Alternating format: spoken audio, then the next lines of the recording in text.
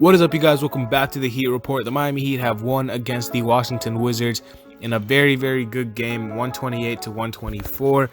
Probably shouldn't have been as close as it was because of the fact that Russell Westbrook and Bradley Beal both sat out of the game. And I actually didn't even know about this until after I did my preview, so that's why I didn't mention that in the injuries. On ESPN, it didn't say anything about Russell Westbrook or Bradley Beal missing the game. And that was the injury report thing that I was using, that I have been using. So sorry about that. I had no clue that Russell Westbrook and Bradley Beal were not playing until after I published the preview yesterday. But we won the game, and that's all that matters. I don't really care if we won it by 2, 3, 4, 10, 20. We won the game, and I think that it's very important that we have evened our record out at 4-4. And yeah, it was a good performance from us overall. In some aspects it wasn't, but in some aspects it was. And before we even dive into that, I just want to make sure to let you know to like and subscribe, and always comment down below what your thoughts were on the game. This will also be serving effectively as a preview for the Celtics game, which is also tonight, because I'm probably not going to be making two separate videos. I think it's better for me to just kill two birds with one stone and just talk about the Celtics game in this video as well. And just wanted to let you know, guys, that I probably might not be uploading as much as I have frequently, because my college is starting tomorrow. So I will be still uploading weekly, but probably not every day like I have been so far. But just stick with me, guys. I will be there if anything major happens, and I definitely will be recording episodes weekly. You guys don't have to worry about that. So let's get right into it. Offensively, I thought we did a really good job of outscoring them, but defensively, as we all know, we didn't play great defense at all, and this was my concern. And it's pretty simple as to why our defense wasn't that great. When you have 3 defensive liabilities in your starting lineup as opposed to 2, then you give up the chance of you sacrifice some of that defensive capability, and But on the other hand, you replace that defensive capability with more firepower offensively, which is why we were able to win this game. We simply just outscored them.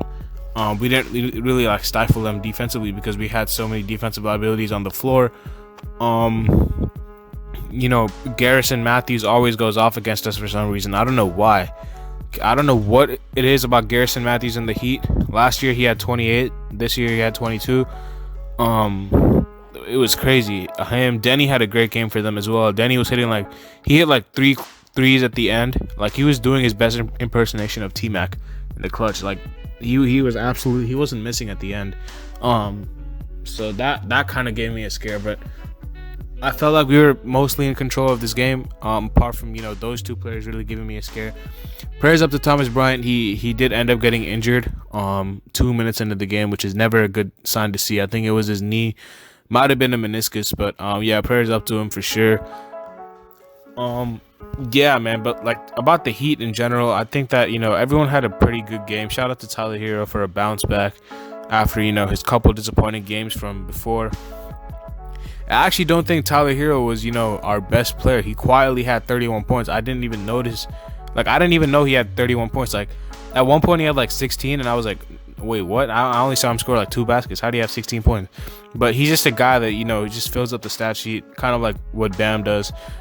I was surprised that Bam had 16 rebounds because he was in foul trouble the whole game. It was tough playing Bam, only 21 minutes. But I thought Precious did a great job in his absence.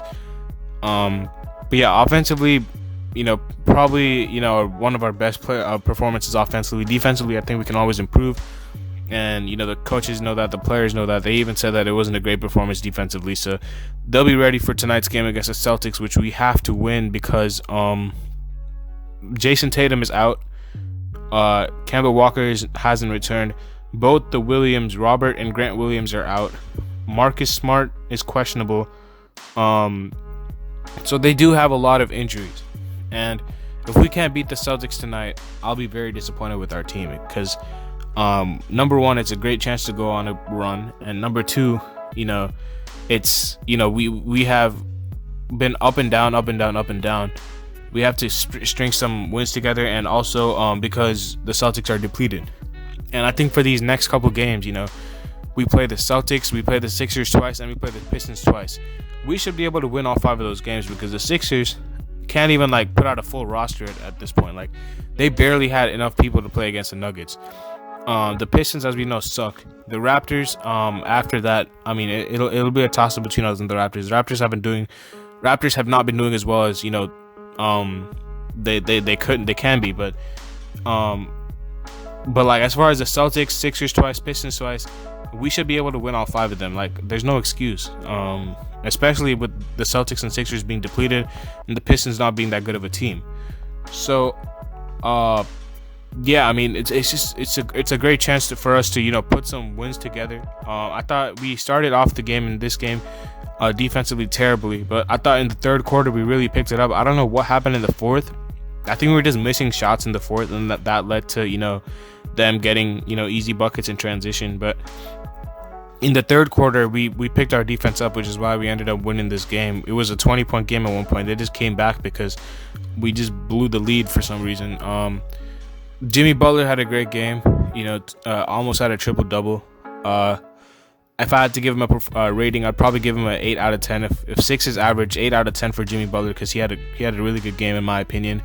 Kelly Olynyk, probably a 7 out of 10. Another really good game for Kelly.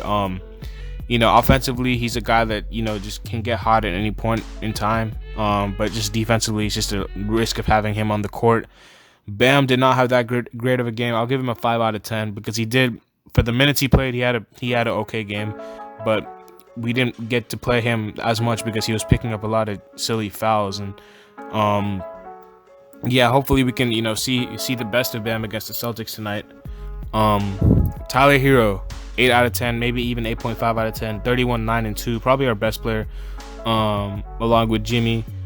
Duncan Robinson, average game. I'm gonna give him a 5.5 out of 10. I'm not really expecting too much from Duncan as far as, you know, points, but just him being out there on the floor helps us a lot because he spaces out, you know, he spaces everything out for us basically. Goran Dragic off the bench, another great game.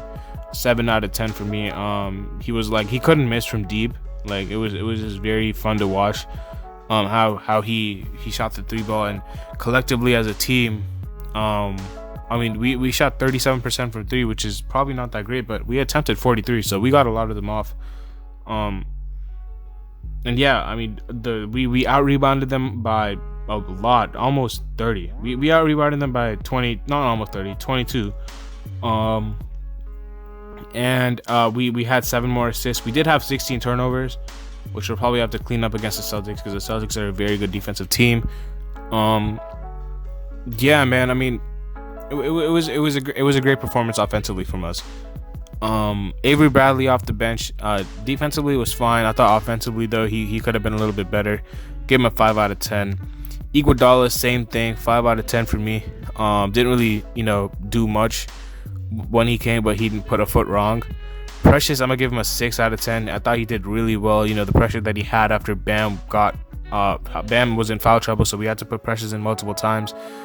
And I thought he did a great job. Precious looks really good for me, bro. Precious is amazing. Like, he's not averaging that many points, but like, just the impact that he has, you know, he just looks like he can fill that void of a Bam whenever we want.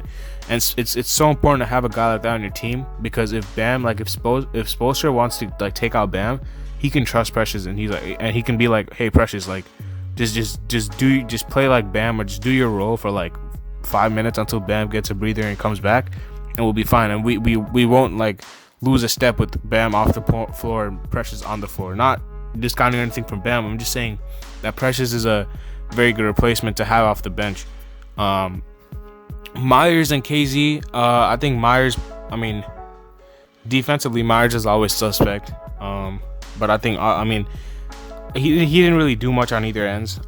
Just give him a 4 out of 10. He didn't do anything on the court. KZ, same thing. I thought KZ defensively was pretty good. He had a couple steals, but if our backup power forward is KZ, I'm cool with that. I think that KZ can be a great player for us in the future. But we still have guys off the bench, or like not even like off the bench. The guys that didn't even play, like, who do we have? We have Kendrick Nunn, we have to do something with Kendrick Nunn, because Kendrick Nunn is too good of a player to be sitting on the bench and not getting DMPs and stuff like that, because he just came second in Rookie of the Year voting. I don't know what we're gonna do with Kendrick Nunn. And I think we kind of did this to ourselves in a way, because we are starting 2 shooting guards in the starting lineup. So off the bench, we have 3 point guards and we can only use 2. I mean, Kendrick Nunn essentially is a shooting guard, and so is Avery Bradley, but they're both really, really small. So I don't know what we're gonna be doing with Kendrick Nunn. If you guys have any ideas with Kendrick Nunn, what do you think we should do with him? Do you think we should trade him? Do you think we should, play him in the second unit? Obviously, we're not gonna start him, but I just think he's too good of a player to be getting DNPs every game. Like, he's not playing at all. His trade value is not that high anymore. So I'm not really sure like what you guys think we should do with Kendrick Nunn, and I'd really appreciate if you guys let me know down in the comments. Mo Harkless, I don't know if he's injured or if he's out of the rotation. But if he is, he's probably just gonna have to work back. And apart from that, Gabe Vincent and Max Struss are both out.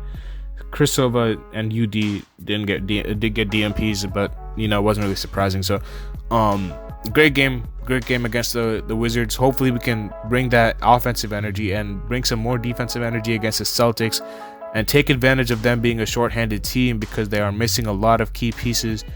Yeah, we should be able to win against the Celtics. If we don't, I'll be really disappointed.